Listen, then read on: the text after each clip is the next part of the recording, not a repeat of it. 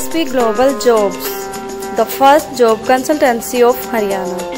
रोजगार दिलाए, बेरोजगारी भगाए। नमस्कार, आज नजर में हम मिलवाने जा रहे हैं प्रेमपाल अनपढ़ जी से। हालांकि पढ़े लिखे हैं, उन्होंने अनेक सब्जेक्ट्स में MA करी है, लेकिन वो अपने नाम के साथ हमेशा अनपढ़ शब्द का इस्तेमाल करते हैं। तो आज हम नजर में दिखाएंगे कि उनकी क्या क्या अचीवमेंट रही, उससे पहले जो संघर्ष का दौर चला था उसमें उन्हें कहाँ कहाँ परेशानी आई, और एक पढ़े लिखे होने के बावजूद भी आज जिस मुकाम पे वो पहुंचना चाह रहे थे उस मुकाम पे वो नहीं पहुंच पाए। तो प्रेमपाल जी, हमारे कार्यक्रम में आपका हार्दिक स्वागत है। धन्यवाद पवन जी, और SSP ग्रुप का मैं बहुत आभारी हूँ कि उन्होंने मुझे यहाँ बुलाकर ये सम्मान दिया और आगे भी देते रहेंगे। तो आपके बारे में जब से आप कवि सम्मेलन में शामिल हुए हैं, ऑनलाइन जो कवि सम्मेलन में रहा, तो लोगों की जिज्ञासा हमेशा यही रही कि प्रेमपाल अनपढ़ है तो है कौन, जो अभी तक तमाम कवियों से भी दूर नजर आया, और जो दूसरे साहित्य वर्ग थे उनमें भी कोई विशेष पहचान नहीं बना पाई। तो प्रेमपाल जी, सबसे पहले तो हम ये जानना चाहेंगे कि आपकी फैमिली बैकग्राउंड है वो क्या है? देखिए, मेरी फैमिली में मेरी माँ है और मेरे 4 भाई हैं, 2 बहनें, उनकी शादी हो चुकी है। और हम सबसे बड़ी विशेषता मेरे परिवार की है कि हम साथ रहते हैं, एक साथ खाना खाते हैं, कि चूल्हे पर खाना बनता है। तो आपका, जैसा कि मेरे को सुनने में आया कि आपके जो फादर थे वो मतलब जल्दी ही उनका स्वर्गवास हो गया था, और आपके परिवार के प्रति आपकी जिम्मेवारी ज्यादा नजर आई, परिवार के प्रति आप ज्यादा संवेदनशील रहे, और इसके बावजूद, इतनी परेशानियों के बावजूद भी आपका एक संयुक्त परिवार है, वो कंटिन्यू मतलब आप लोगों ने उसको मेंटेन कर रखा है। देखिए, मेरे पिताजी बड़े मेहनती थे और उनका स्वर्गवास हो गया। उसके बाद जिम्मेदारियां बढ़ी जाती है जब बाप का साया सर छूट जाता है तो, और उसके बाद हमने परिवार को संभाला और आज हम एक सही दिशा में जा रहे हैं। धीरे धीरे करके हम जो अचीवमेंट हमारी उसको प्राप्त कर लेंगे। तो आपने जो ग्रेजुएशन करी, मतलब जो आपकी क्वालिफिकेशंस हैं, सबसे पहले आपने मतलब कहाँ पे अपनी प्राइमरी एजुकेशन ली, मिडिल एजुकेशन ली, और उसके बाद आपने ग्रेजुएशन करी, तो वो कहाँ से करी? 8वीं तक की शिक्षा मैंने अपने गांव के स्कूल में प्राप्त की, और उस समय 8वीं तक का स्कूल होता था। उसके बाद खोल जो हमारा ब्लॉक पड़ता है, वहां पर हाई स्कूल की शिक्षा पास की। उसके बाद 10+2 की शिक्षा अहिर कॉलेज से, और ग्रेजुएशन भी अहिर कॉलेज से पास किया। इसके बाद मैं गुड़गांव गवर्नमेंट गर्ल्स कॉलेज है, वहां पर मैंने PG किया, और हरियाणा की जितनी भी यूनिवर्सिटी है लगभग मैंने सबसे पढ़ाई कर रखी है। तो अब जैसे कि ग्रामीण अंचल से आप शहर की तरफ जब चले, तो नेचुरली जब आपने इतनी योग्यता है कि भाई 6 या 7 सब्जेक्ट में आपने MA कर रखी है, पोस्ट ग्रेजुएशन कर रखी है, तो कोई ना कोई तो आप अपने जिंदगी का कोई लक्ष्य लेके चले होंगे कि मैं ये कर रहा हूँ तो किस लिए कर रहा हूँ, और मेरे जिंदगी में आगे कामयाब होने का कोई अगर टारगेट नजर आया तो वो टारगेट क्या है, उस टारगेट में पहुंच नहीं पाया तो क्यों नहीं पहुंच पाया, और आज जो पोजीशन है तो उसके अनुसार क्या पहुंचने की संभावना है? देखिए पवन जी, मैंने जो अपनी पढ़ाई की है वो सारी मैंने अपने शौक के तौर पे की है, और शिक्षा कभी व्यर्थ नहीं जाती। आप किसी भी सब्जेक्ट से PG कीजिए, ग्रेजुएशन कीजिए, वो कभी भी बेकार नहीं जाती, क्योंकि एजुकेशन का मतलब ये नहीं होता लर्निंग होता है, अर्निंग नहीं होता। अर्न तो कोई भी कर सकता है, बिजनेस करके कर सकता है, मजदूरी करके कर सकता है, खेती करके कर सकता है, लेकिन एजुकेशन में जो सीखना होता है, और एजुकेशन की कोई सीमा नहीं होती। हम जब पैदा होते हैं तब से सीखने लग जाते हैं, और जब हमारी डेथ होती है तब तक कुछ सीखते रहते हैं। तो इसलिए शिक्षा वह खजाना है जो कभी भी खत्म नहीं होता, और जिसको बांटने से वो दूना बढ़ता है। अब एक जो पहलू है जो है वो एक कवि होने का, आप एक अच्छे कवि भी हैं और एक अच्छे गीतकार भी हैं और एक गायक भी हैं। इसमें निसंदेह कहीं भी कोई भी ऐसी संभावना नहीं है कि आपकी इस योग्यता को लोग ना समझे, लेकिन हर इस चीज के पीछे कहीं ना कहीं दर्द छुपा होता है, चाहे वो परिवार का दर्द हो, चाहे प्रेमी प्रेमिका का दर्द हो, कोई दर्द है जो किसी न किसी रूप में, कवियों के रूप में, कविता के रूप में बाहर आता है। तो आखिर आपको ऐसा क्या दर्द मिला जिसने आपको एक कवि बना दिया? ऐसा कोई नहीं था पवन जी, दर्द नहीं था। हमारी जो महत्वाकांक्षा थी वह बड़ा बनने की थी। जैसे हिंदुस्तान में कुछ लोग हैं, 2-2.5 हजार व्यक्ति हैं, ऐसे व्यक्तित्व में शामिल होना चाहता था मैं, और मेरा प्रयास है कि मैं लास्ट तक अगर 20 साल और जी गया तो मैं उसमें शामिल हो जाऊंगा। और मैं इसी अचीवमेंट को प्राप्त करने के लिए मैंने ये पढ़ाई की, ये कला की तरफ, संगीत की तरफ, और ये गीत है, कविता है, इनकी तरफ ध्यान दिया, क्योंकि ये भी एक अच्छा वो होता है जो टैलेंट को, और पहले बहुत मुश्किल होती थी टैलेंट को दिखाने के लिए, लेकिन अब आप जैसे लोग जो सोशल मीडिया से जुड़े हुए हैं, मीडिया से जुड़े हुए हैं, ऐसे कलाकारों को ढूंढ ढूंढ कर उनको मौका देते हैं।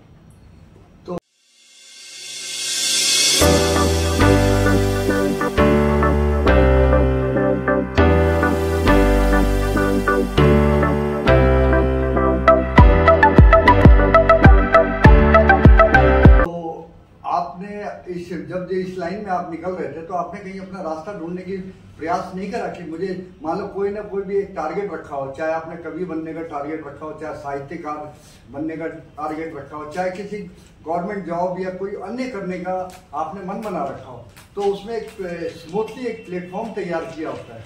तो हम साइड की तरफ भागेंगे तो कभी निश्चित रूप से किसी लक्ष्य पे, टारगेट पे नहीं पहुंच पाएंगे। तो कहीं ना कहीं आपको गाइडेंस की कमी महसूस हुई कि मेरे को प्रॉपर गाइडेंस नहीं मिली? नहीं, गाइडेंस की कोई कमी नहीं, लेकिन कोई मंच नहीं मिला। जैसे आप लोग, आप हमसे बाद में जुड़े हैं, अगर पहले से हमें जोड़ लेते, आगे बढ़ते तो मंच मिलता तब जाकर के हम आगे। अब तो एक दूसरे की टांग खींचने का होता है, किसी को नहीं आता, हमें तो जैसे कवि सम्मेलनों में नहीं बुलाते, ये नहीं बुलाती, हमारा दर्द है।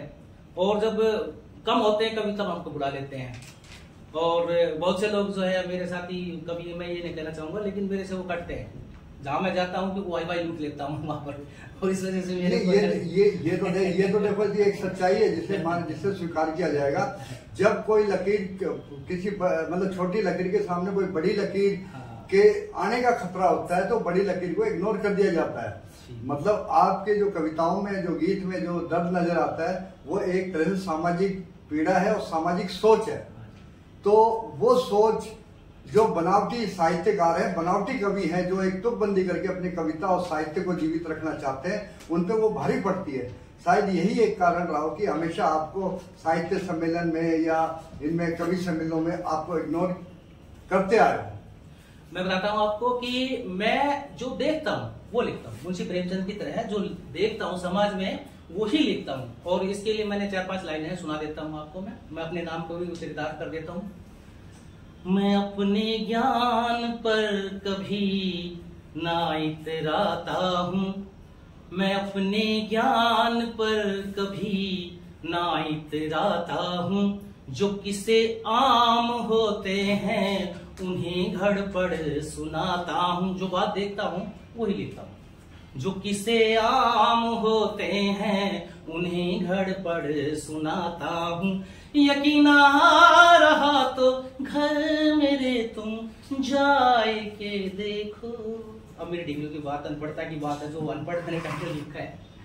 यकीन आ रहा तो घर मेरे तुम जाए के देखो, भरा डिग्री से थैला है नाम अनपढ़ बताता हूँ, मैं अपने ज्ञान पर कभी ना इतराता हूँ। तो जो देखता हूँ समाज में वही बात मैं लिखता हूँ, क्योंकि मैंने गरीबी देखी और मैं गरीब के दर्द को जानता हूँ। शायद ये गरीबी भी एक कारण रहा हो कि जो आप प्लेटफॉर्म बिल्कुल।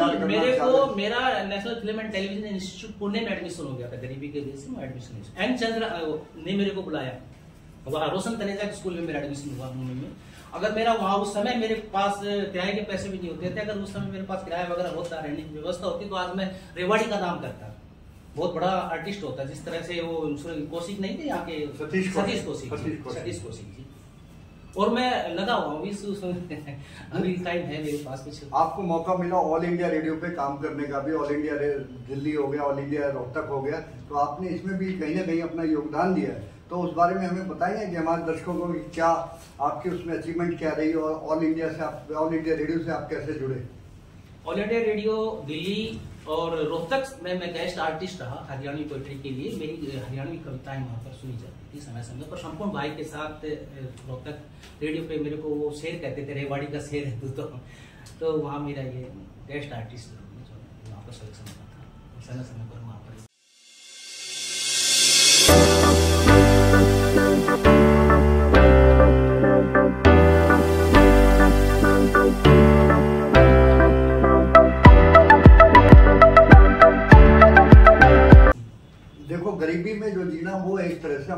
भाग्य नहीं है, वो कहीं ना कहीं मतलब ये भी है कि हमें किसी न कहीं चीज को जन्म देता है। आज हम चाणक्य की बात करें तो चाणक्य क्या था, वो अर्थशास्त्री था। अगर सबसे बड़ा इकोनॉमिस्ट हम कहेंगे तो वो चाणक्य को माना जाता है, जबकि उसने कहीं भी आर्थिक रूप से अर्थ को अर्जित करने के लिए कहीं भी काम नहीं किया।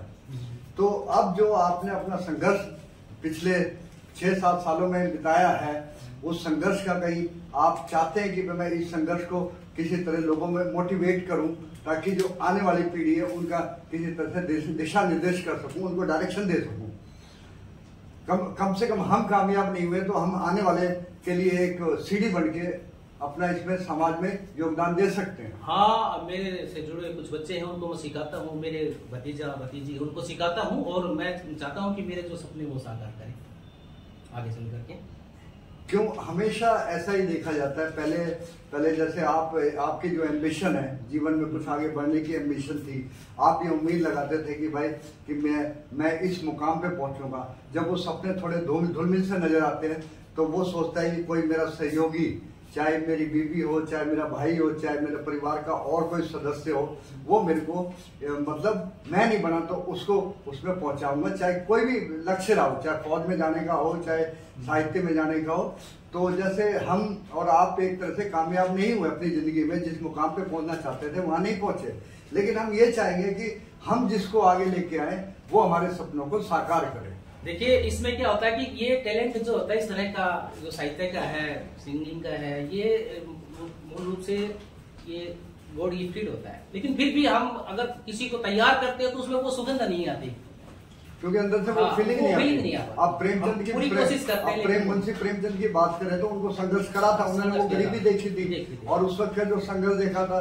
और जब उनका मेरे ख्याल से गोदान जब छपने के लिए आ रहा था प्रेस के अंदर, तो उनके पास प्रिंटिंग छपाई का खर्चा नहीं था, तो उन्हें अपनी प्रिंटिंग प्रेस तक बेचनी पड़ी। अपने साहित्य को छपाने के लिए अपनी प्रिंटिंग प्रेस बेचने लगी। तो संघर्ष का जो अनुभव है वो तो एक बनावटी नहीं हो सकता, लेकिन फिर भी कोशिश कर रहे हैं कि हम किसी न किसी को लेकर आएंगे इस फील्ड में। तो आगे आपका क्या इरादा है? इरादा तो यही है कि साहित्य को और बढ़ाए। हमारी कुछ पुस्तकें आ रही हैं, और मेरा ये नहीं कि मैं पद में ही लिखता हूँ, गद्य में भी लिखता हूँ, और मैं थिंकर हूँ, विचारक हूँ। और उसमें भी मेरी इंग्लिश में भी बुकें हैं जो अभी चल रही हैं, जिनको मैं पूर्ण रूप से लिख तो पाया हूँ लेकिन छपवा नहीं पाया हूँ, और आ जाएंगी। और उनमें बहुत अच्छे थॉट्स हैं जिनको मैंने लिखा है, और वो समाज के काफी काम आएंगे। आपने रोहित यादव जी का नाम सुना होगा, शायद हटेली से जो साहित्यकार हैं, वो भी क्या बाकी साहित्यकारों के से एक डिफरेंट है, बिल्कुल डिफरेंट है। टैलेंट उनमें मैंने बढ़ाया। मैंने उनकी आज से 6-7 साल पहले मैंने एक कविता पढ़ी थी जो मुझे मेरे दिल को बहुत छू गई। हालांकि उस कविता को मैं पूर्ण रूप से मैं नहीं कह पाता कि उस कविता में क्या था, लेकिन एक चीज सच्चाई थी। जिनके लिए मैं लड़ता रहा, जिनके लिए मैं संघर्ष करता रहा, उन्होंने मेरी जो क्या नाम है नींव की अंतिम ईंट को भी उखाड़ के बाहर फेंक दिया। बिल्कुल ठीक है। तो ये जो एक स्टैंजा था, एक पैराग्राफ था, इसने मेरे दिमाग में बहुत हिट करा कि हम जिसके लिए संघर्ष कर रहे हैं, जिनके लिए रास्ता बन रहे हैं, वही हमें डुबोने में कहीं ना कहीं कारगर सिद्ध होते हैं। तो रोहित यादव जी भी एक अच्छे ही नहीं, उनको हरियाणा साहित्य अकेडमी के बड़े से बड़े जो सूर सम्मान है वो मिला हुआ है, जो सबसे बड़ा अचीवमेंट होता है साहित्य का, हरियाणा साहित्य। तो अब अगर आपको अवसर मिले, हो सकता है कुछ अवसर आपको 10 साल पहले मिलना था, लेकिन वो 10 साल नहीं मिला, आज आपको ऐसा अवसर मिले कि भाई अपने उस साहित्य को, अपने उस विचारधारा को आगे लाने का, तो आप क्या उसमें पहल करेंगे? बिल्कुल पहल करूंगा, क्योंकि मेरा सपना ही यही है कि उसको साकार करना है, और अचीवमेंट है किसी न किसी अवार्ड को प्राप्त करना मेरी भी अभिलाषा है। तो एक छोटा सा प्रपोजल मैं आपको देना चाहूंगा कि एक आधा घंटे की शॉर्ट फिल्म बननी है। यस। ठीक है, जिसके जो लगभग कोई भी प्रोडक्शन हाउस है वो बनाने के लिए तैयार है। तो उसमें हम ये चाहेंगे कि उसमें आपका एक अच्छी स्टोरी हो, जो एक सामाजिक उत्थान के लिए साबित हो, और जो समस्याएं हैं उनको कहीं सामाजिक समस्याओं को कहीं ना कहीं उजागर करें। और इस चीज के लिए आपको एक मौका है, वो किसी ना किसी प्लेटफॉर्म में बताना नहीं चाहता, वो प्रपोजल है वो मेरे पास आया है, लेकिन मैं चाहता हूं कि हो सकता है कि मैं किसी न किसी अड़चन के कारण या ज्यादा पकड़ होने के कारण मैं उसको पूरा ना करूं, और ये अवसर मैं चाहता हूं कि इससे आपको एक प्लेटफॉर्म दिया जाए, ताकि अगर वो स्टोरी आपकी हिट होती है तो आपको एक बॉम्बे जाने तक का सीधा रास्ता आपको नजर आ सकता है। बिल्कुल, मैं आपके सुझाव को, प्रपोजल को स्वीकार करता हूँ जी।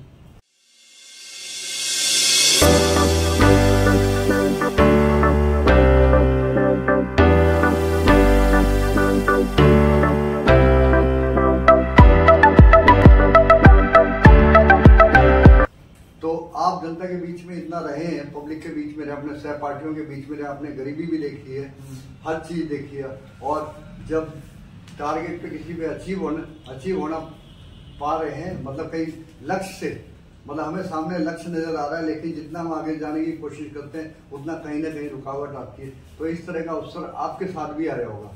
तो आप संघर्ष करने वाले युवाओं को क्या कहना चाहेंगे कि भाई जब संघर्ष का दौर उनका चलता है, संघर्ष का दौर कब चलता है? जब तक वो माँ बाप के ऊपर डिपेंड है, जब तक ग्रेजुएशन कर लेता है तब तक उसको संघर्ष नहीं मानते। वो संघर्ष होता है परिवार का। उसके बाद जो संघर्ष होता है अपनी इच्छाओं को पूरा करने का, वो एक तरह से कॉलेज लाइफ के बाद होता है। तो उनको आप क्या दिशा निर्देश देना चाहेंगे? उनको मैं ये दिशा निर्देश देना चाहूंगा कि अपने संघर्ष से जुड़े रहें, संघर्ष को छोड़े नहीं, लेकिन आपको सफलता जरूर मिलेगी। क्योंकि मैं बचपन से लेकर के आज तक संघर्ष करता हूँ और मेरी अर्निंग लगभग 0 ही रही है। मेरे जो परिवार के मेंबर्स है, मेरे रिश्तेदार हैं, मेरे को सपोर्ट्स करते हैं, वो मेरे को खर्चा भी देते हैं इधर उधर जाने आने का, और उनको पता है कि ये बंदा जरूर एक न दिन कामयाब होगा। तो परिवार को, जो बच्चे संघर्ष करते हैं उनके परिवार को उनसे जुड़ना चाहिए, निराश नहीं होना चाहिए कि ये तो ऐसे ही पागल है, ऐसे ही जा रहा है। नहीं, वो अगर कर रहा है, कोई कुछ नया करने की कोशिश करता है, उसको सहायता करनी चाहिए। अब जैसे भीमराव अम्बेडकर की हम बात करें, वो बात तो लगभग आज से 80-90 साल पुरानी बात कही जाएगी, बल्कि 100 साल के लगभग ही। तो भीमराव अम्बेडकर के टाइम में जो पोजीशन थी समाज की, वो आज से कहीं ज्यादा बेकार पोजीशन थी, बदतर पोजीशन थी। उस परिस्थिति में भी वो अनेक डिग्री उन्होंने हासिल करी और एक समाज में दिशा भी दी और अपने एक स्थान भी बनाया। तो क्या आपको ये नहीं लगता कि जब वो इतने बड़े मुकाम पे पहुंच सकते हैं, आज उनको विश्व पूरा मानता है, विश्व सिर्फ 2 ही जनों को मानता है, या तो मानता है स्वामी विवेकानंद को या मानता है भीमराव अम्बेडकर को। तो उन रास्तों पे चल के कहीं आपको ऐसा एहसास नहीं होता कि हमने तो उनके बराबर बिल्कुल भी संघर्ष नहीं करा? बिल्कुल सही बात है। देखिए, अम्बेडकर जी का तो हम मुकाबला नहीं कर सकते, वो बड़े दूरदर्शी थे और उनको पता था कि एक दिन हमारा भी दिन आएगा, और वो दिन आज आ गया है। आज से वो पूजनीय है, पूरा संसार उनको नतमस्तक होता है।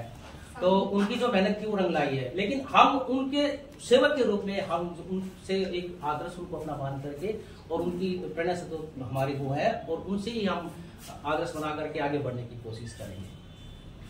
तो तमाम दर्शकों को हमारे क्या मैसेज देना चाहेंगे? तमाम दर्शकों को हम ये मैसेज देना चाहेंगे कि हमेशा जीवन में कुछ न कुछ नया करता रहना चाहिए, और कभी भी ये सोच कर कि मेरे पास वो नहीं है, मुझे लोग ऐसा कहेंगे, नहीं, ये सोच करके पीछे नहीं हटना चाहिए, अपने संघर्ष को जारी रखना चाहिए, अपने सपनों को साकार करना चाहिए, और कोशिश ये करनी चाहिए कि मेरा नाम हो कहीं ना कहीं। तो अभी जैसा कि अभी हमने देखा था, आपने राजनीति के ऊपर एक कटाक्ष कविता लिखी थी जो मुझे भी काफी पसंद आई थी। हमारे तमाम दर्शकों को वो दिखाना पसंद करेंगे कि राजनीति पे आपने कौन सी कविता लिखी थी, उसको एक बार आप गा के सुनाएंगे? कौन सी सर?